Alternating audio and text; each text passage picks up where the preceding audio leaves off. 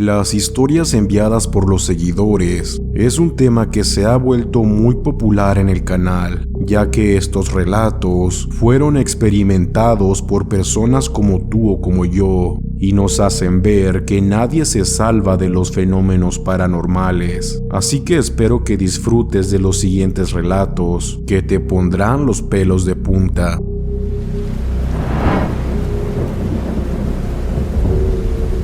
Yo creo que tengo un doppelganger y que ha estado persiguiéndome por mucho tiempo.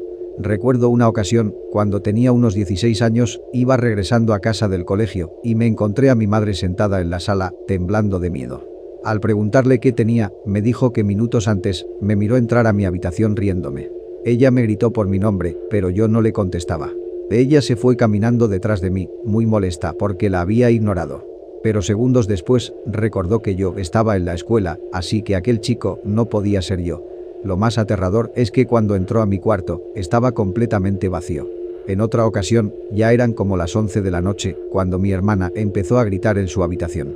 Nos despertó a todos, y cuando fuimos a ver qué tenía, nos dijo que me vio a mí, asomándome por la puerta de su habitación.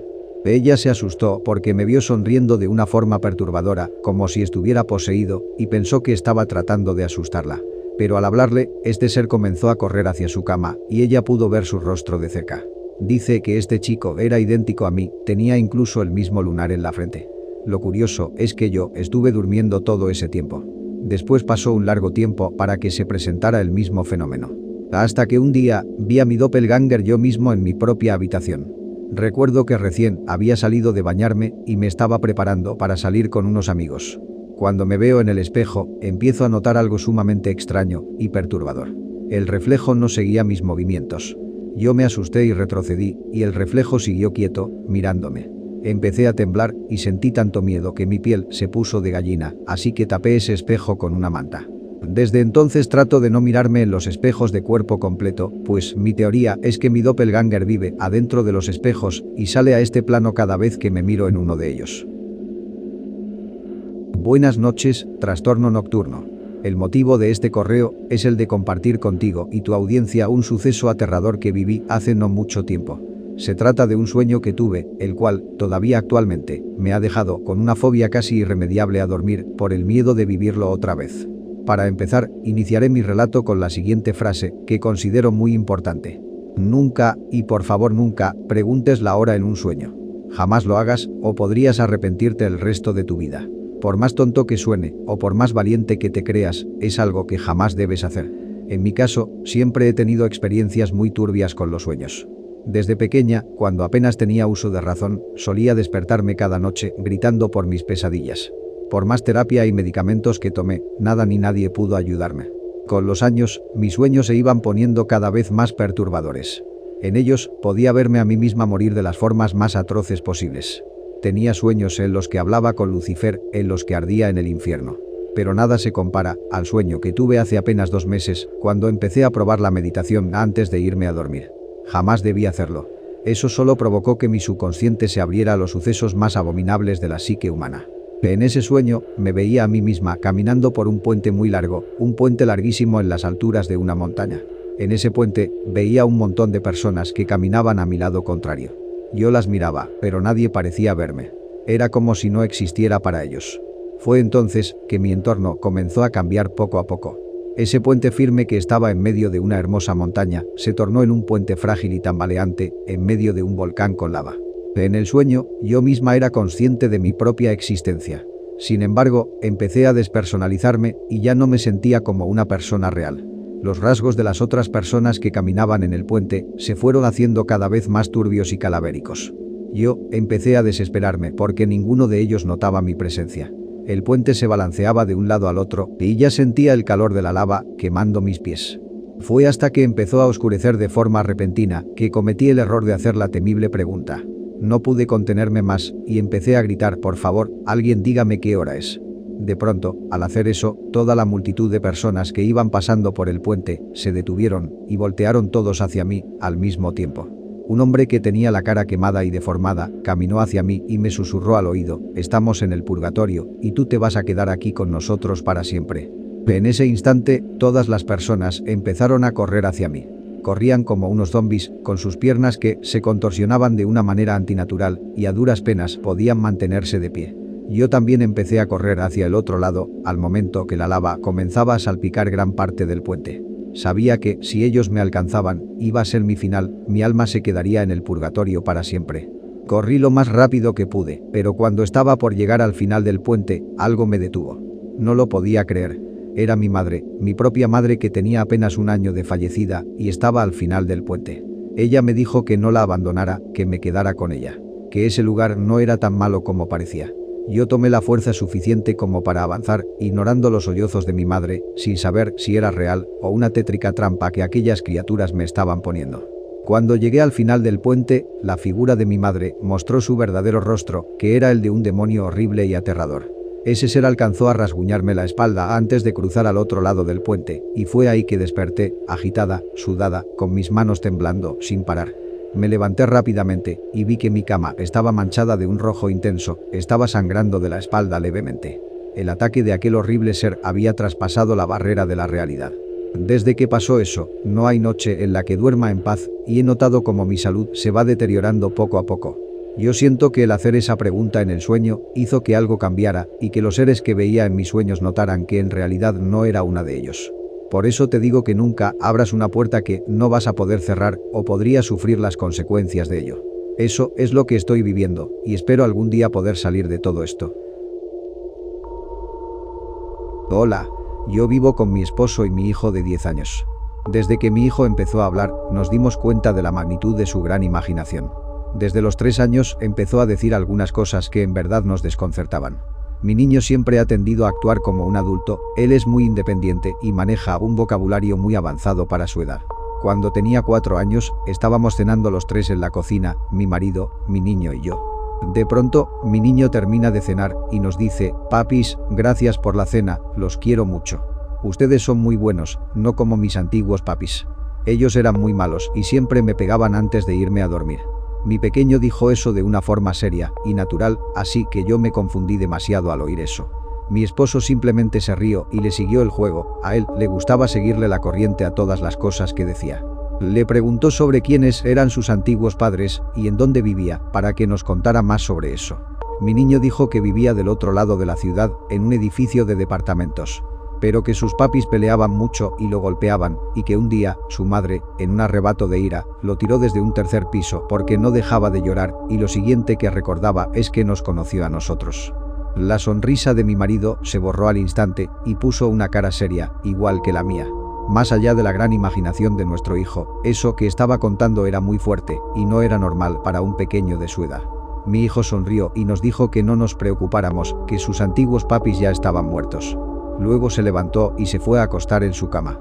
Mi esposo y yo nos quedamos helados al escuchar eso, pero lo dejamos pasar. Tiempo después, mi niño volvió a sacar ese tema y nos insistía mucho en que lo lleváramos a visitar su antiguo hogar para demostrarnos que era cierto. Así que por fin lo llevamos, nos subimos al auto y mi hijo nos iba dando instrucciones como si ya conociera la ciudad. Cuando llegamos, no había absolutamente nada ahí, solamente escombros, ramas y un montón de basura. Mi niño nos dijo: «No es posible, yo lo recuerdo bien, era aquí fue donde yo morí». Simplemente nos regresamos y tratamos de olvidar la situación. Por dentro estábamos aliviados de que todo eso era solo fruto de la imaginación del niño. Pero mi esposo se quedó con la intriga y averiguó más sobre esa propiedad abandonada, y casi nos desmayamos al enterarnos de que ahí antes había un edificio de departamentos, pero que fue demolido junto a otros negocios por la crisis económica que hubo en la época. Intentamos averiguar más sobre las personas que ahí vivían o acontecimientos como el de la mujer tirando a su hijo por la ventana, pero no había más información de eso. Así como tampoco había forma de que nuestro pequeño supiera la ubicación del edificio. Un detalle que me faltó agregar es que mi hijo nació con pequeñas cicatrices en su torso, piernas y espalda, como si tuviera moretones o quemaduras como de cigarro, pero con el tiempo se le fueron borrando. Nosotros pensamos que fue un caso de reencarnación, ya que después de los 5 o 6 años, mi niño fue olvidando todo eso, y se dice que eso suele pasar con la gente que ha tenido vidas pasadas. Esa experiencia me hizo replantearme muchas cosas y que quizás esta no es la única vida que nos toca vivir. Buenas tardes, te escribo para compartir contigo una serie de sucesos extraños que me han ocurrido desde que era pequeña. No los llamaría paranormales, pero ninguno de ellos tiene una explicación lógica. Yo nací con una condición que se llama memoria eidética, que me permite recordar cada imagen o suceso de mi vida, del pasado, de una forma muy precisa. Tengo recuerdos desde mi primer año de edad, en los que me veo a mí misma siendo alimentada por mi madre, o haciendo diversas cosas como arrastrarme por la alfombra de la sala, o caminando en el jardín, jugando con mis muñecas, entre otras cosas. Los sucesos extraños comenzaron a ocurrir cuando yo tenía apenas 8 años. Era una fría tarde de invierno y estaba jugando en el patio de mi casa cuando vi la silueta de una mujer adulta de unos 40 años que estaba escondida detrás de un árbol.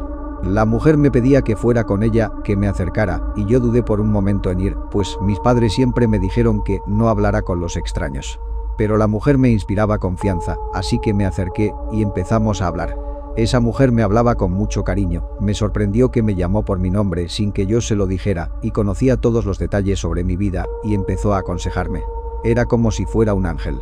La mujer me advirtió de ciertas cosas que pasarían, me habló sobre mi futuro, sobre asuntos familiares, como la muerte de mi abuelo, que en ese momento estaba enfermo de Alzheimer, y me dijo que moriría en un mes a partir de ese momento. También me habló sobre los sucesos globales, lo que pasaría en los siguientes años, las guerras, etc. Yo le pregunté por qué sabía todo eso, y ella se quedó callada por un instante, y luego me dijo algo muy revelador, y que no podía creer.